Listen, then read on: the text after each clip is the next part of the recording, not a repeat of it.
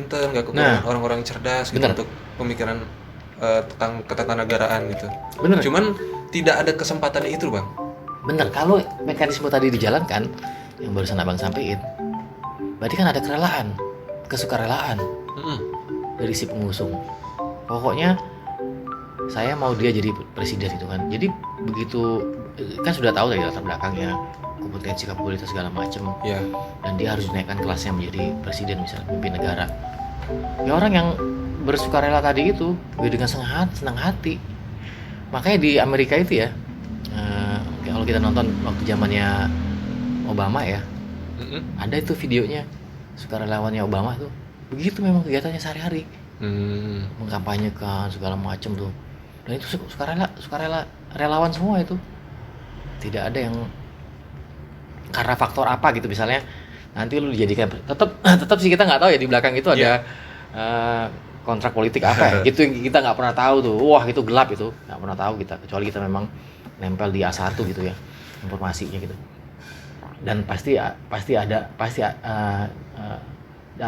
dapat di kecenderungan besarnya ya begitu gitu, ada kontrak politik tertentu ya yang kita nggak tahu, tuh. Karena memang tadi yang abang bilang, penguasa itu melekatnya kemana? Ke pengusaha atau ke rakyat gitu kan? Kan pengusaha juga rakyat, Bang. Ya, tapi dia berlebih kan jadinya, atau dia organisasi yang terorganisir gitu kan, punya anggaran lebih, punya pos lebih. Nah, cuman aja boleh ada pendapat beda nih, Bang. Jadi selama ini kan kita selalu mendengar jargon pro rakyat kecil. Cuman kadang ada pemikiran juga, kalau kita misalkan jadi pemimpin, kita mendukung rakyat kecil, kita bantulah BLT, bantuan langsung tunai, bantuan segala macam. Itu si rakyat kecil akan menghidupi dirinya sendiri gitu. Karena mereka butuh untuk penghidupan sehari-hari. Sementara kalau ada kita menolong rakyat besar, dalam arti pengusaha kita dorong, rakyat kecil akan kedorong juga dengan dia ngebantu. Akan kebantu. Entah dari CSR, entah dia buka lapangan pekerjaan. Gitu nggak sih, Bang? Sebetulnya? Boleh jadi, bisa jadi begitu. Karena kalau selama ini kan kita jargon-jargon yang sering dibicarain pro rakyat kecil. Itu kan menunjukkan menurut Ajib tepatnya itu BLT itu. Ayo. Sebetulnya kurang tepat, Bang. Kurang tepat, itu kan meninakan itu kan. Ini, Bang, jadi dengan adanya jargon-jargon gitu, mental kita jadi lemah gitu, Bang. Kita pengennya jadi rakyat kecil aja, orang dibantu kok. Mental pemikirannya. Kenapa nggak kita, gue kalau harus mau dibantu, gue harus jadi pengusaha yang bisa. Untuk kasus di Indonesia memang sebagian, berapa persen sih? 80% ya katanya. Apa 60% rakyat miskin itu di Indonesia. Gitu kan. Itu memang tetap dibegitukan ya, kalau pakai bahasa di Piara kayaknya apa ya? Itu dibegitukan karena untuk memang konsumsi politik 5 tahunan ya kan, biasa digunakan untuk itu. Dan ya nggak dipungkiri lah bahwa memang itu selalu akan menjadi konsumsi gitu kan. Dan itu terjadi terus setiap 5 tahunan mendulang suara lah. Nah itu karena yang bawa-bawa pro rakyat kecil ujung-ujungnya hanya untuk nyari suara aja kan, Bang. Dan pada kenyataannya ya masa abang tuh ya pemikiran besar lah berubah, maksudnya udah aja berkeadilan sosial misalnya, udah naikkan derajat semua pendidikan gratis itu misalnya sampai setidaknya D3, naikkan lagi sampai setidaknya D3 gitu kan. Dia punya keahlian atau kalau nggak sanggup APBN kita setidaknya D1 gitu kan, dia sudah punya keahlian tertentu kan di D1 itu kan, untuk dia bisa menyerap atau menyebarkan ilmu gitu kan akhirnya kan. Gitu, menaikkan derajatnya melalui itu gitu kan. Jadi rakyat yang kecil tadi itu naik kelas juga. Iya, maksudnya kan gak hanya melulu kita mendukung rakyat kecil. Harusnya kan ada keadilan tadi, Bang. Rakyat kan bukan hanya yang orang-orang miskin. Iya, karena orang-orang tadi juga itu di sebagian besar Berapa sih 60% datanya? Nanti kita cari datanya. Heeh. 60% dan 20% yang menguasai negara ini adalah orang-orang itu ya, orang-orang yang berpunya. Akhirnya bisa menyetir yang sisanya itu. Ya akhirnya jadi konsumsi tadi itu, dijadikan begitu. Kan harusnya salah, nggak begitu harusnya. Dinaikkan kelas ya melalui salah satunya ya pendidikan dulu deh. Gitu. Setidaknya tadi D1 atau D3, bahkan D3 ya. Kan agar dia punya keahlian masing-masing rakyat itu. Kan dia naik kelas sendiri nanti kan. Iya, mungkin secara baiknya gitu. Ini mah pandangan aja nih pribadi. Secara baiknya ya biar sama-sama adil. Oke lah, yang pengusaha-pengusaha besar kita bantu, perizinan segala macam kita permudah. Tapi lu bantu dong ke subsidi ke ke masyarakat ini, subsidi ke pendidikan, subsidi ke kesehatan, biar si kesehatan gratis, pendidikan benar-benar gratis gitu, nggak ada embel-embel hal-hal lain lah. Jadi ya benar-benar terjamin gitu. Ya. Kan itu sebetulnya Ya. subsidi timbal balik yang betul kan baik gitu. Tapi kan bukan menjadi tanggung jawab besarnya institusi itu ya, perusahaan-perusahaan itu bukan. Kan tanggung jawabnya negara itu semestinya. Kan mereka hanya sekadar bantu aja, yang itu kan melalui CSR itu kan, corporate responsibility sosial itu kan, gitu. Iya, maksudnya Kan itu kan nggak untuk semua. mengkoordinir itu harus ada satu pemimpin yang bisa mengkoordinir itu, bukan malah terbalik disetir sama si pengusaha. Kadang kan kita selalu distract-nya dengan hal-hal yang kayak gitu. Pengusaha pengen butuh ini, Betul. ya udah kita setir, tapi si masyarakat kecilnya ya tidak dipikirkan. Betul sih. Makanya untuk mengeliminasi itu, ya kan, yang tadi itu tuh, karena lu naik kan karena gua dibantu, kata si pengusaha-pengusaha di belakangnya. Dan biasanya itu terjadi juga lah, maksudnya tidak hanya di nasional, di kabupaten kota juga terjadi itu. Akhirnya kan begitu. Itu yang disampaikan Rizal Ramli juga begitu kan. Akhirnya ada kontrak kan.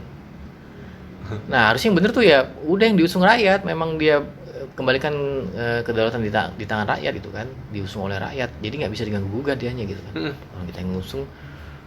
Nah kalau misalnya ada kan ongkos politik mahal, misalnya untuk safari aja ke satu kota misalnya habis berapa miliar kan, bawa semua rombongannya kan, makan siang segala macam, kunjungan ke pasar, ke berbagai UMKM misalnya kan, yang mengena ke rakyat banyak lah gitu kan, biasanya begitu kan. Kan butuh ongkos itu. Nah kalau misalnya relawan-relawan di masing-masing kabupaten kota itu solid, ya mereka akan menyambut itu gitu kan. Iya. Diantarkannya melalui kendaraan partai, sampai sana ya udah ditanggung sama relawan di situ gitu. Udah, pokoknya capres semua di sini kita yang nanggung karena memang kita relawan gitu kan. Gitu aja, karena memang kita yang pengen Anda jadi presiden gitu kan. Gitu. Jadi nggak ada tadi itu deal-dealan kan. Kalau misalnya semua ditanggung sama pengusaha yang pengen menginginkan dia jadi presiden karena nanti pada saat dia jadi, gue minta dong konsesi hutan misalnya, konsesi untuk kebun segala macem, tambang segala macem kan jadi malah beratnya ke situ nanti ya, bukan lagi ya sedikit mungkin porsinya ada tapi sedikit ke rakyatnya gitu kan, karena sudah terbagi habis waktunya ke sana dan energi segala macem ya. Iya. Untuk ngurusin itu aja akhirnya, atau malah pengembalian kan, gitu loh. Iya, pembukaan pabrik diresmiin sama presiden, padahal hanya pabrik. Ada sih itu. Iya makanya ya harus benar-benar bersatu kita ya, maksudnya bener juga, memang ada beberapa diskusi ya Bang juga, memang harus dikembalikan lagi ke tangan kedaulatan di tangan rakyat, mengusung semua pemimpin ya, calon pemimpin ya, DPR ya, legislatif, eksekutif ya kan, memang harus diusung sama rakyat gitu kan. Jadi nggak ada tadi itu yang kontrak, deal-dealan segala macem gitu kan. Iya. Terus si rakyat ini yang rela, namanya juga relawan. Jangan kan, relawan tuh sudah mengeliminir adanya jasa tadi itu kan, pamrih gitu. Enggak, kita pengen Indonesia jadi lebih maju aja gitu karena kepemimpinan Anda gitu kan. Karena kami tahu kapasitas Anda, kompetensi segala macam di bidang kepemimpinan gitu kan. Udah kami nanti misalnya imbasnya ke kami, kalau misalnya pendidikan jadi bagus kan jadi imbasnya kami juga gitu kan, ke rakyat yang sebagian di kota ini, sebagian di kota di seluruh kota bahkan gitu kan, gitu. Oke. Dan tidak disetir kan. Wah, kan yang bahaya itu disetir gitu loh. Dan memang ada juga diksi yang menyatakan akhirnya bersatu nih semua pengusaha misalnya. Iya. Ini kira-kira pemimpin mana yang bisa nyelamatin punya kita gitu misalnya. Nah. Ada yang begitu juga akhirnya. Nah, itu bahaya. Nah, kalau ini ya jangan rakyat aja yang berdaulat, pemimpin juga harus berdaulat nih gitu kan. Harus dia punya kedaulatan gitu kan. Kalau dia nggak punya kedaulatan ya bengkok juga nanti ya kan. Cenderung berat sebelah juga. Wah, akhirnya terpengaruh dia ke sini gitu kan. Ya udah lo kalau mau nyumbang aja. Kalau gua misalnya mau safari nyumbang aja gitu kan. Emang lu cinta misalnya sama gua. Nggak perlu ada deal-dealan gitu kan. Gitu. Gitu bang. Jadi kita langsung ini aja lah bang. Kisi-kisi lah. Menurut abang kita nih sebagai kayak ujian. sebagai pemilih, kita kan nanti akan memilih bang ya. Gimana sih gimana sih pandangan kita tuh harusnya berpolitik yang baik tuh sebagai pemilih ya, bukan sebagai ini. Pemilih. Kita kan dibilang politik aktif pasif lah gitu. Karena kita tidak terlibat langsung di dalam organisasi politiknya, tapi kita terlibat dalam hal pemilihannya. Kita harusnya gimana sih bang ini biar terhadap isu-isu yang banyak tadi itu nggak terlalu inilah. Ya, bagi para pemula yang KTP itu berapa? 17 ya? 17. Sudah punya hak pilih kan? Ya, bagi para pemula harus explore memang, harus mencari tahu banyak tentang calon pemimpin yang dicalonkan sekarang ini gitu kan. Cari tahu kelebihan-kelebihannya, terutama kelebihan-kelebihannya gitu kan. Potensinya gitu kan. Cari tahu. Jadi ya biar nggak salah pilih kan. Biar nggak salah pilih berdasarkan opini. Jadi berdasarkan memang kita cari tahu gitu kan. Nah, itu yang untuk pemula-pemula. Untuk yang sudah dewasa, yang sudah pernah mengalami satu kali ya, baru satu kali misalnya, udah 5 tahun nih misalnya, sejak kita 17 tahun itu, ya berarti sudah kerekam tuh pengalamannya, tahu kan, walaupun tidak mencari tahu duluan kan, sudah tahu kita, sudah melek politik duluan gitu kan. Cari tahu juga, menambahkan pengetahuannya gitu kan. Itu dan sudah berada di atas yang 17 tahun tadi, yang sudah 5 tahun kita kan, 22 tahun ke atas lah, dia sudah punya pengalaman tentang berbagai macam berita, informasi politik, opini ya kan. Apapun yang disampaikan oleh calon pemimpinnya gitu kan.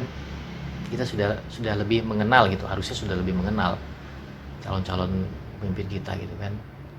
Nah, itu akhirnya kita pertimbangkan kan. Pertimbangkan mana yang lebih bagus, mana. Terus kecenderungan ininya nanti juga ketambahan melalui visi misinya ya. Di nanti kan ada debat capresnya ya. Tambahin juga itu dari pertimbangan kita. Oh, ternyata ini kok nggak ngena gitu ya misalnya kan. Kok cenderungnya malah beli alat terus, atau cenderungnya kok nggak menyentuh ke halayak umum gitu, halayak banyak yang masif gitu kan. Ada perubahan apa gitu kan. Kok nggak ke situ gitu kan. Memang betul pilihan penetapan keputusan kebijakan itu berat memang. Pasti kontroversi kan. Pasti kontroversi, kontradiksi itu. Cuma mana yang lebih dikedepankan ya kan akhirnya, atau mana yang lebih berat kemana gitu kan. Nah, itu untuk yang kita yang jangan ambigu lah, maksudnya toh ketika itu sudah dipilih ternyata dia tidak dia tidak seperti yang kita inginkan, itu urusan dia sama yang di atas, sudah begitu aja gitu loh. Nah, terus ini bang, kan pemilu nanti nih nggak hanya presiden doang ya, ada kita nyoblos semua caleg, DPR RI, DPRD kabupaten kota, dan bahkan ya kalau misalkan kita nggak kenal si calegnya kan pasti milihnya partai. Nah, itu tadi kan abang ini baru si sosok presidennya, calon presiden. Nah, terhadap partai ini bang, kita gimana sih bang? Karena kita Aji sendiri bang ya, kan kurang paham juga nih bang isi partai ini. Ini apa, partai ini buat apa, dia mau kemana gitu. Nah, bagusnya gimana nih bang? Ya tadi itu kalau partai itu kan ideologi ya. Ideologi partai, ada namanya ideologi partai. Ya gitu, pelajarin. Cari tahu juga ideologi partainya gitu kan. Terus kemudian apakah itu sudah tercapai dalam beberapa kali kekuasaan dia gitu kan? Di Partai-partai yang periode-periode berkuasa, sebelumnya. iya, periode sebelumnya kan dia berkuasa tuh, atau dia mendominasi dalam kursi pemerintahan kan, pemerintah Iya. atau legislatif kan, itu dia mendominasi tuh. Mana kebijakan-kebijakan yang sudah dia telurkan mendukung nggak? Bukan pro rakyat ya, mendukung atas kemajuan bangsa ini gitu misalnya, gitu kan? Mendukung nggak dia? Kalau misalnya nggak ngeduk, 5 tahun, 10 tahun begini-begini aja gitu kan kebijakan yang ditelurkannya. Iya, Putusan bahkan ditetapkan. ada yang menyengsarakan gitu. Iya, menyengsara, Menyengsarakan. itu kalau kata Sengsara pokoknya dah. kalau kata lagi gerung. Bahkan ada yang bilang juga bikin undang-undang kayak gimana mau segala macam. Ya kita mah yang ada di bawah, yang ada di akar rumput yang nggak ngerasa apa-apa tuh. Ya Nggak terlalu kena. mengena, iya. Iya. Cobalah misalnya sekali yang menelurkan kebijakan, ya tadi karena dia berkuasa, ideologi gua pengen mencerdaskan kehidupan bangsa dan negara. Sekolah gratis sampai D1 misalnya gitu. Sekolah gratis sampai D3. Bener-bener gratis gitu kan. Kita manfaatkan semua sumber daya alam kita untuk dikonversikan menjadi stimulus Iya. pendidikan misalnya gitu dong. Wah, itu bener tuh Abang kalau gitu. Pilih langsung. Ya, karena kan sebetulnya Nggak ada yang yang berani wakil bikin ya. benar-benar wakil kita nih sebagai rakyat kan mereka Bang, anggota legislatif itu ya. Bukannya presiden kan hanya setirnya doang yang megang setir. Rakyat inginnya apa kan harusnya ya lewat legislatif itulah. Ya, legislatif. Legislatif. Nah, gitu sih Bang. Gitu. Jadi tadi itu rekam jejak calon pemimpin, rekam jejak sebuah partai ya, terutama ideologinya tadi itu ya, sudah pengalamannya, sudah beberapa kebijakan yang ditelurkan, terus benar-benar kebijakan itu yang ditelurkan sudah mengena belum terhadap kemajuan bangsa ini gitu. Iya. Itu kalau partainya. Gitu ya. Itu. Nah, kalau Haji pendapatnya mungkin ya bingung juga sih, sama aja soalnya. Karena itu tadi ya, karena janji-janji politik Ya, itu menjadi, kanan kiri. menjadi sama aja itu karena ya namanya manusia ya, terlena aja dia Iya, dengan karena kekuasaan. itu tadi yang Haji Bahaya rasain itu. karena kita berada di posisi akar rumput yang ada di bawah banget gitu. Ya, dia ngeluarin kebijakan ini itu apa sih manfaatnya buat kita? Terlena gitu. Gini loh. Jadi pemimpin tuh gini ya, Abang analogikan juga. Analogi tipis aja, lagi-lagi analogi tipis. Pemimpin tuh kan gini ya. Kita analogi tipisnya, kita pemimpin di keluarga kan ya. Iya. Kan harusnya gini. Hei nak, mandi kau. Sudah jam 5 sore. Belum, Bang. Nyuruh mandi. Bapak aja belum mandi kata anaknya kan. Nyuruh gue mandi gitu kan. Nah, kayak gitu. Kita diterenakan di kekuasaan kita sebagai pemimpin rumah tangga. Sementara kita tidak mencontohkan gitu kan. Nah, Tidak itu. menteladani. Tadi Udah sejalan. pakai sarung ya kan, udah rapi pakai peci gitu kan. Hei nak mandi, udah jam 5 sore. Oh, bapak udah rapi gitu kan. Tadi sejalan berarti dengan kata-katanya Dokter Rio Hasan ya. Gitu. Apa katanya? Jadi kita nih jangan terlalu banyak menasehati, tapi kita nih harus banyak meneladani. Betul. Memberikan teladan lah Itu, ibaratnya. ya makanya lagi-lagi contoh teladan kita ya, lagi-lagi Rasulullah Muhammad Sallallahu Alaihi Wasallam. Seucap setindakan. Kalau Rasul itu kan apa yang dia ucapkan selalu ini kan juga diiringi dengan tindakan ya kan. Makanya seucap setindakan. Nggak ada yang lain. Rasul aja. Nah di kita itu ya tadi itu karena apalagi tak tergoyahkan ya, apalagi ya ditampuk kita kan tak tergoyahkan ini sementara ya. Sosok berkuasa jadi kepala rumah tangga ya, sama kepala keluarga ya kan, dua, kepala rumah tangga, kepala keluarga gitu kan. Jadi sosok masih ditampuk itu kan kekuasaan. Nah, coba kalau sakit misalnya kan, jadi kan nggak kayaknya nggak berdaya gitu kan. Nah terlenai di situ, maksudnya jangan, harusnya menjadi, kan Rasul itu dua ya, abang lupa tadi, suri dan toladan, makanya double Rasul itu. Iya. Udah suri toladan lagi gitu kan, nggak ada lagi deh maksudnya seucap setindakan gitu kan. Ketika menyuruh, ya bukan menyuruh ya memang ada itunya kan, sholat ya Rasul duluan mungkin sampai di saf depan apa segala macam, atau sudah mandi duluan gitu kan, baru kemudian menasihati melalui tindakan gitu kan gitu. Tapi untuk kasus di Indonesia sih kalau yang Rio Hasan tadi itu ya lagi-lagi orangnya denial gitu ya, nggak bisa Iya. juga. Memang harus dengan ucapan dan sedikit amarah kayaknya.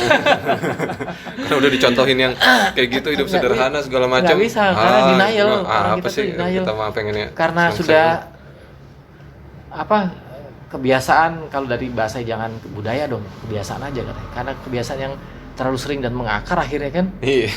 sehingga lupa untuk apa berubah gitu. Berubah tuh lupa. Oh biasanya kita muter balik lawan arus, Heeh. nanti kan tuh tiap hari berbulan-bulan bertahun-tahun begitu di itu tendang dikit senggol nggak bisa. Tetap kok kita mau lewat sini lawan arus, nah kan gitu. Nah, terus dikuatkannya apa bukan dikuatkan dengan pembelaan pasti, oh ini kan udah jadi budaya kita, Iya. ini kan udah jadi ini Kan dicontohkan masa jadi budaya. Iya. Gini loh, waktu revolusi Cina 91-92 itu ya, Heeh. nggak tahu nih mampu nggak rakyat kita, bangsa kita, yang mengucapkan pinggang sama menyisingkan lengan baju itu kan. Oh Betapa iya. miskinnya Cina pada saat itu kan. Sekarang wah, Mm-mm. dikuasain semua teknologi segala macam. Nah itu kan dicontohkan juga di zaman Nabi Yusuf alaihissalam kan, yang 7 tahun masa kelaparan itu kan, tapi udah disiapkan sebelumnya. Kan kita hanya butuh makan aja sebenarnya kan, makan kita berlimpah kan. Siap nggak nih dalam 10 tahun ke depan saya akan buat perubahan, pokoknya semua embargo ya, kita mau bikin semua teknologi sendiri segala macam, memajukan bangsa gini-gini. Pokoknya syaratnya ada yang sedikit dikorbankan aja gitu, atau bahkan banyak gitu, dan bahkan terluka gitu kan. Udah kalau mau gitu, siap nggak warganya gitu kan? Atau malah ya kayak contoh kecil tadi, nih ayah benar-benar mau sekolah di luar negeri karena untuk kemajuan ke depan, tapi ada yang dikorbankan, Iya. uang makan segala macam, jajan kita ngontrak karena untuk ini kan. Siap nggak begitu kan? Tapi ada yang nggak siap karena sudah terbiasa tadi itu muter melawan arus karena shortcut kan, jalan pintas. Trennya begitu di BLT-in. Nah berarti Tapi kan itu juga mesti nggak percaya terhadap pemimpin jadi.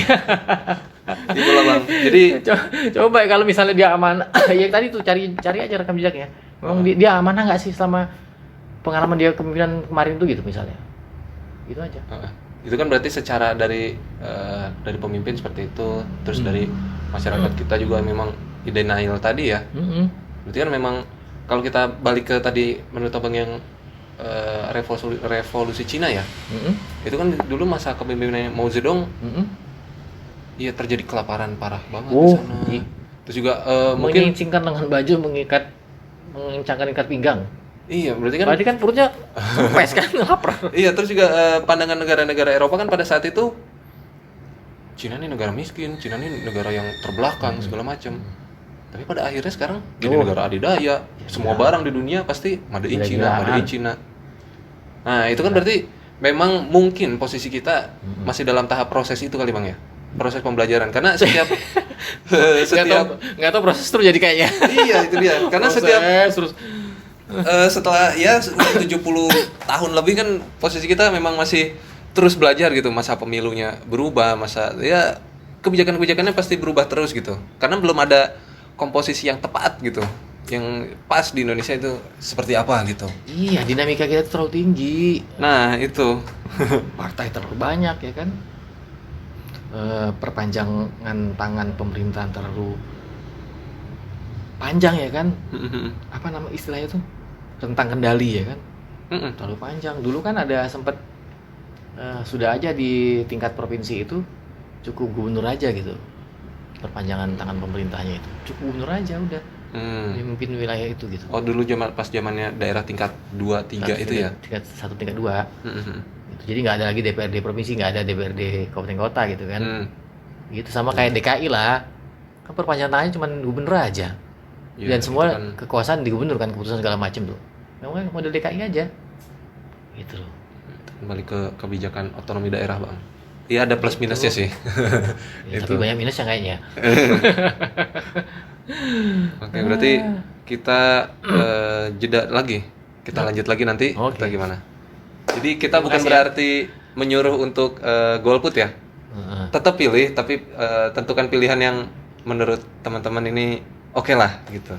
Ya ini perspektif ya, sudut pandang atau bahkan cara pandang. Kita membukakan ya mungkin sedikit ilmu dari kami, bukan wawasan ya, nanti masing-masing calon pemilih lah, terutama yang pemilih baru ya kan, pemilih pemula ya. Itu. Silakan komen kalau memang ada masukan dan jangan lupa like dan subscribe. Oke, kita lanjut lagi.